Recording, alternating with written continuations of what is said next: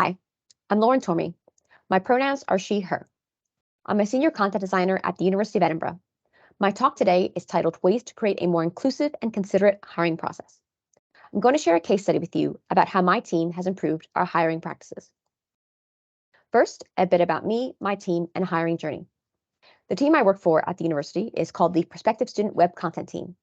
We're a multidisciplinary design team focused on improving digital experiences for prospective students. I've been involved in recruitment for my team since 2020, and I've hired across entry, mid, and senior level roles for content designers, including for mid-level content designers who I manage. My talk is in a few parts. I'm first going to give a general overview about inclusivity failings in recruitment. And next, I'll talk about my team's journey to make recruitment more inclusive. And then I'll end by sharing where we still need to improve and a few top tips of key takeaways from this talk. So first, what are the inclusivity failings happening in recruitment at the moment? The reason I want to start off with this general overview is that it's only been since the start of this year I've learned what recruitment is like for larger tech organizations hiring design roles. I had my own problems with my team's recruitment, but I was not aware of what was happening in the private sector. My first introduction to this was at Utterly Content, a global online conference for content professionals.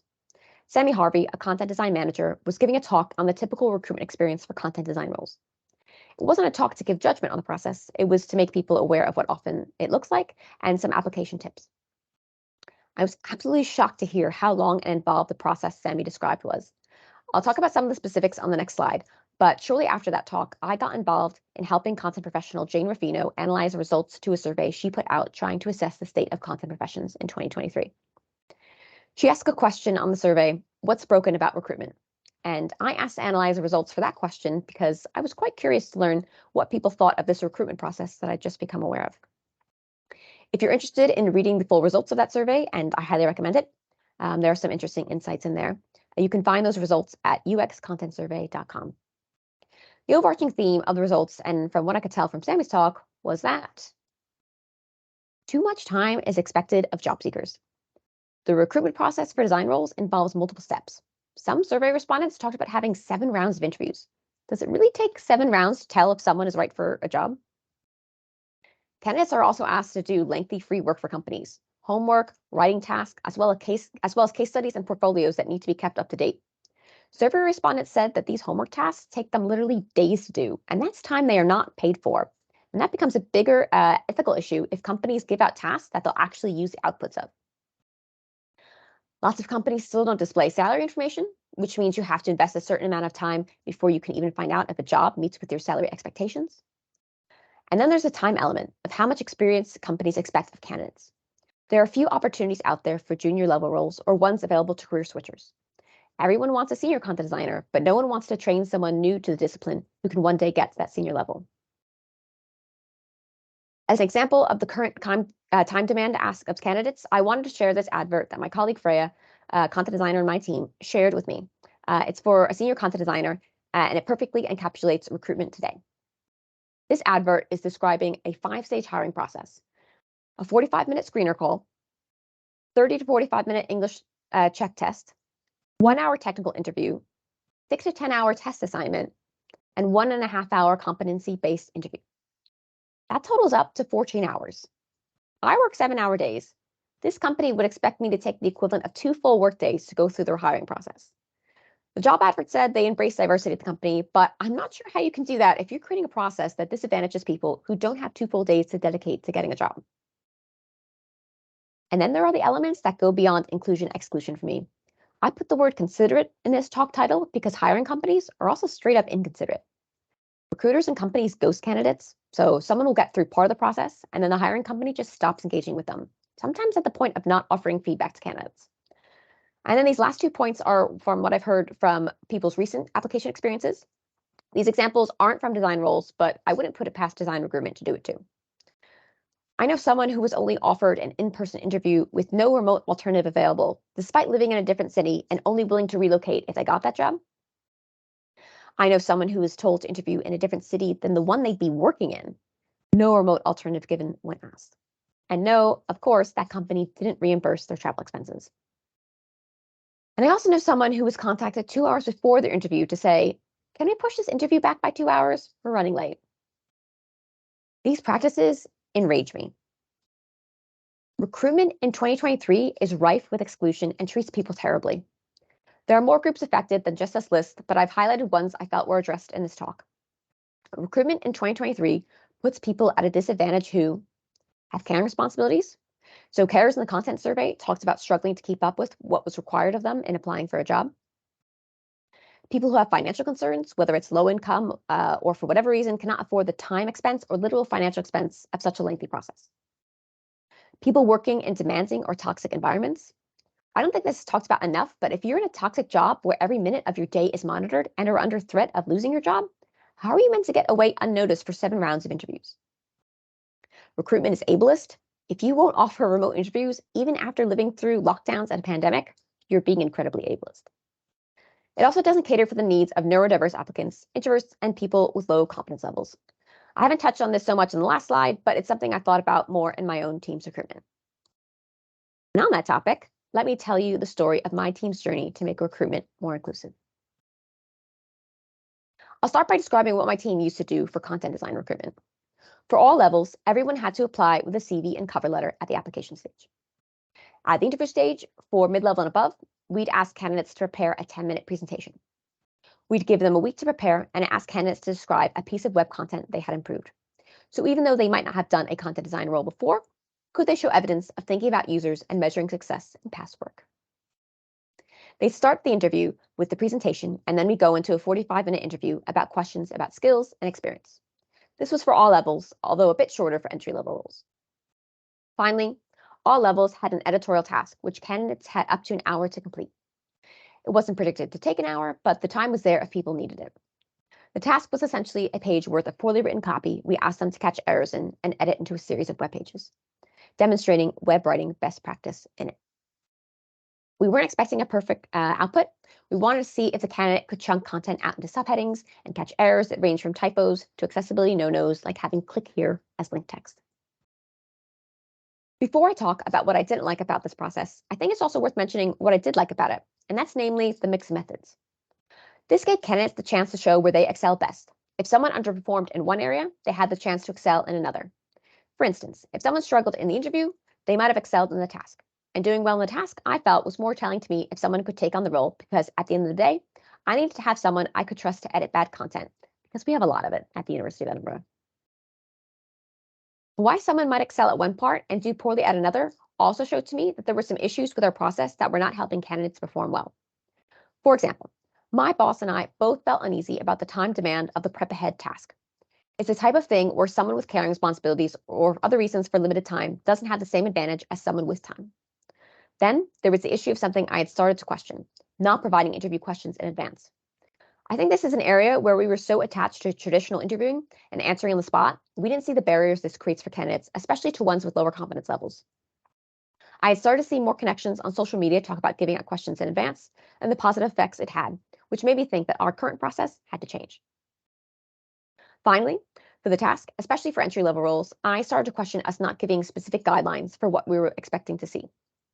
Editing for digital writing best practice isn't exactly specific instructions, especially if you have good writing skills but maybe have never worked in digital before. I specifically thought about this for student roles that we hire in my team as content support assistants who help with our annual content updates. If we hire someone, we'd give them guidelines to work to. Why shouldn't we do the same with job applicants?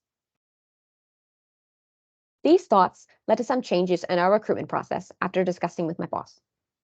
In the most recent senior content designer round of recruitment we ditched the prep ahead task. Instead, we asked candidates to come 45 minutes before the interview for a presentation type task where we gave them a prompt, and they then had 45 minutes to come up with an answer to that prompt and present that answer at the start of the interview, either verbally or with slides if they wanted. Successfully convinced by my industry connections, we have been giving out interview questions in advance since we changed our process. We usually give them out a week before the interview when we send out invites. And finally, for our entry-level roles, we've been providing clear guidelines for what we're looking for in the editorial task. So instead of saying edit for digital content best practice, we say what we mean by this, such as break up the text into smaller paragraphs with subheadings, use active voice with an example of the difference between active voice and passive voice, talk to audience directly by saying you instead of third-person students, and so on. And what have the results been of all these changes? To start off, we got as good insights from the prompt task as we did the prep ahead presentations. This time, everyone had the same amount of time to prepare an answer to the prompt, so we weren't putting those with more free time at an advantage. Second, giving out interview questions in advance has made interviews feel calmer, both for interviewees and for us as interviewers. I can't stress enough how much better it is for everyone not to have to watch anyone have to struggle answering a question they just heard for the first time a minute ago. More than anything else, this change has been a game changer for all levels of recruitment. Finally, with clear task guidelines, we're getting better ideas of who can follow and understand our content guidelines, rather than rewarding people just because they happen to have worked in a similar role before. So, those are the improvements we've made, but there are still some things we want to improve.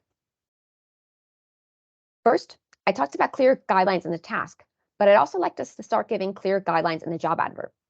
Our adverts say we want a CV and cover letter, but I very rarely see what I want out of the cover letters I receive. I expect to see how a candidate's skills match the job description and how being a content designer fits in with their career goals or why they're interested in getting into this area. To me, I feel like that's the standard procedure of what you need to say in a cover letter, or at least that's what I was taught. Share your skills and motivation, but I rarely see the motivation in people's cover letters.